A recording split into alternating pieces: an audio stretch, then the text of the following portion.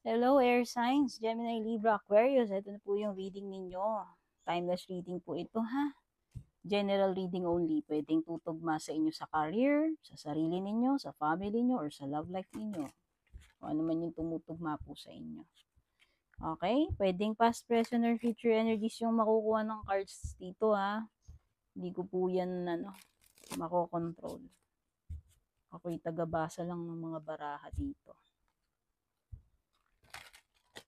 Kung nagre-resonate sa'yo, di para sa'yo. Kung hindi, ignore. Kunin nyo lang ano yung tumutugma sa inyo. Okay?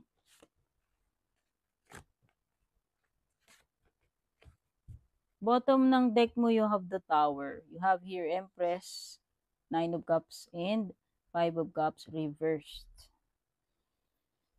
Okay. There could be Taurus or Libra energy or Aries or Scorpio energy.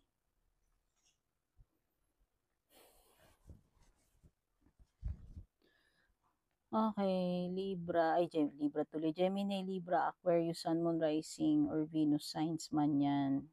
Or cross-watchers, kung meron ng mga cross-watchers. Why not? As long as nakaka-resonate kayo or gusto niyo manood ng reading, hindi ko po kayo pipigilan.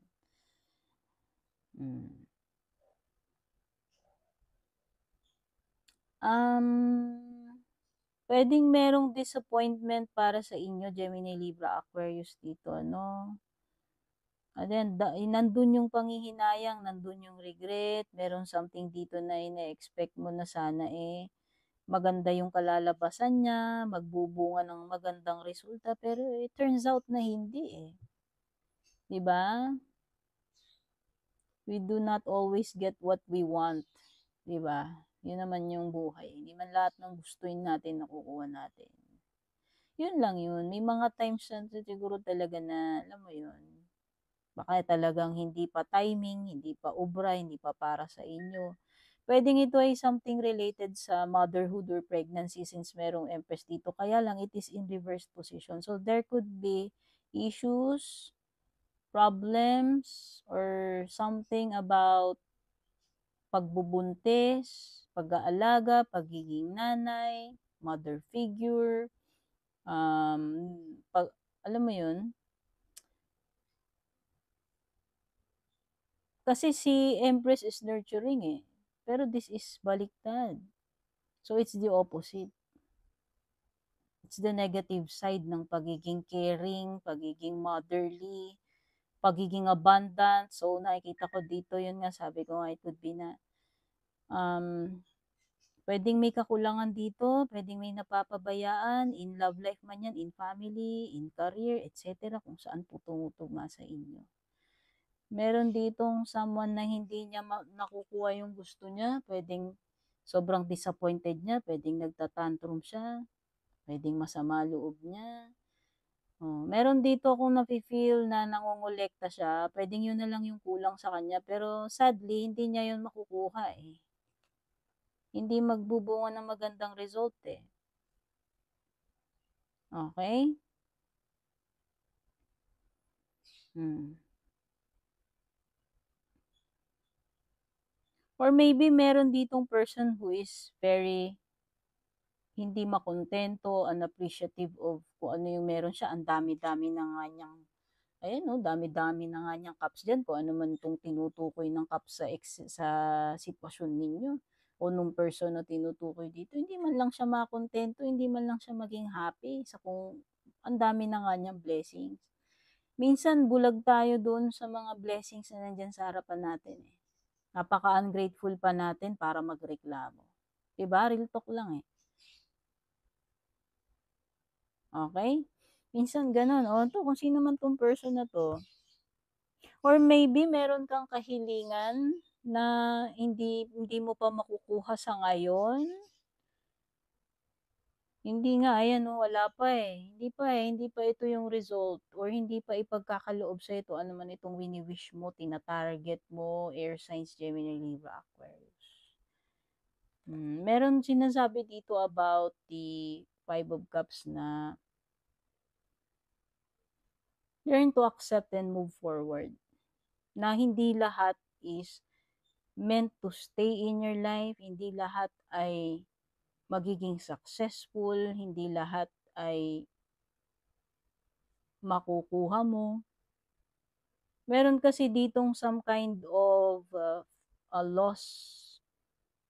Merong something na nag-fail, nawala, natapon, na hinayang at first. Pero with the Five of Cups reversed, this is an indication na yes, unti-unti mo nang natatanggap yung yung failure na yon, yung heartbreak na yon, whether sa love life man yun, sa career mo, or kung saan, yung loss na yan, unti-unti nang natatanggap. And merong two cups behind this person, na yun yung una, hindi niya napapansin. Kasi fixated ka, or fixated siya, doon sa three cups na natumba, doon sa natapon, sa nawala na, masayang na hindi nababalik. Where in fact, meron pang dalawang cups behind this person na dapat doon siya nagfo-focus sa kung ano yung meron na naiwan dyan. Kung ano yung available sa kanya. Bakit mo hahanapin yung taong wala na or yung bagay na yun na wala na? There must be a reason bakit yun nawala sa buhay mo, nag-end na. Minsan talagang ganun, walang personalan, tapos na yung cycle. Diba? Kagaya ng buhay natin sa earth. May period lang na nandito tayo and then matutsugi rin tayo pagdating ng oras natin. Yun ang point ko rito na ito yung point nung Five of Cups reverse sa'yo, nire-remind na tapos na yun eh. Kahit gaano man naging importante sa'yo, wala na yun ngayon, tapos na yun. Dear, focus ka kung ano meron dito. Binigyan kita ng panimula dyan, panibagong puhunan, panibagong buhay, para mag-start ka uli. So, move forward. Yun lang naman ang mensahe ng ganun ka. And with the Tower, there is something here to be realized. Gemini, Libra, Aquarius. May shake up na pinapadala sa'yo with the Tower card. Ibig sabihin, it's not meant to last. Or hindi talaga yan, forever na nandyan. Titibagin na titibagin, tinitibag na nga. Or kung tapos na, tinibag na. Kung nang natitibag ngayon, nangyayari itong awakening na to ngayon, shake up na to, pagbabago or ending, or kung paparating pa lang. Ang purpose ni The Tower is para ma-realize natin yung dapat nating ma-realize. Para ma-rebuild natin yung sarili natin, buhay natin, whatever. No? Kasi titibagin tong tower na to para lang ma-realize mo, para lang malaman mo yung dapat mo laman, ma-expose yung dapat ma-expose dito. By the way, pwede itong something, anything na pwedeng ikakasyak mo, may madidiscovery ka. Pwedeng matagal na nangyayari, hindi mo alam, hidden. And yung tower, yun yung parang pinaka-blessing in disguise or wake-up call para lang ma-realize mo, ma-expose yung dapat ma-expose. Matutunan mo yung malaman mo, matutunan mo yung dapat mong matutunan, and then finally, ma-accept mo yung dapat mong ma-accept para makapag-rebuild ka na uli ng buhay mo, ng sarili mo. In love life man yan, in career, or kung saan. Okay?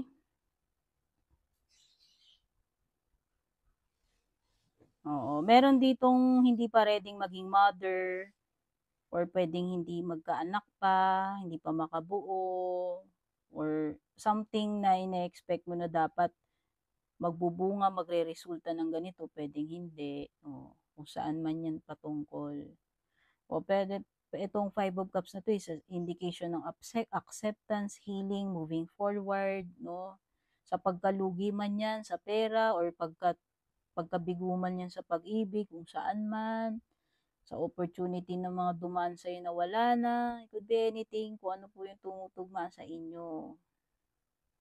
Okay? But meron kasi ditong hindi satisfied, hindi happy, hindi proud with the Nine of Cups reverse, or yun nga, sabi ko nga, pwedeng hindi pa tuukol. Kaya hindi mo pa marireceive tong gusto mong ma-receive na ito na wini-wish mo, gusto mong mangyari, makolekta mo, ma-accomplish mo. Pwedeng yan na lang yung kulang sa'yo, pero alam mo yon, sabi ko nga, hindi lahat nakukuha natin. We should learn to be patient, trust the divine timing, and accept as it is, kung ano lang talaga yung plano para sa atin. The moment kung ano yan nandyan sa harapan natin, dun lang muna tayo. Okay? Learn to be happy and make use of what we have right now. Parang ganun. So, in love life man yan, in career, or in kung saan. Okay? So, yan lamang yung mga mensahe ko at lagi ko namang hangad na sana makapagbigay ng guidance, makatulong man lang sa inyo kahit paano yung mga reading ko. At na-appreciate ko po yung mga wonderful comments ninyo.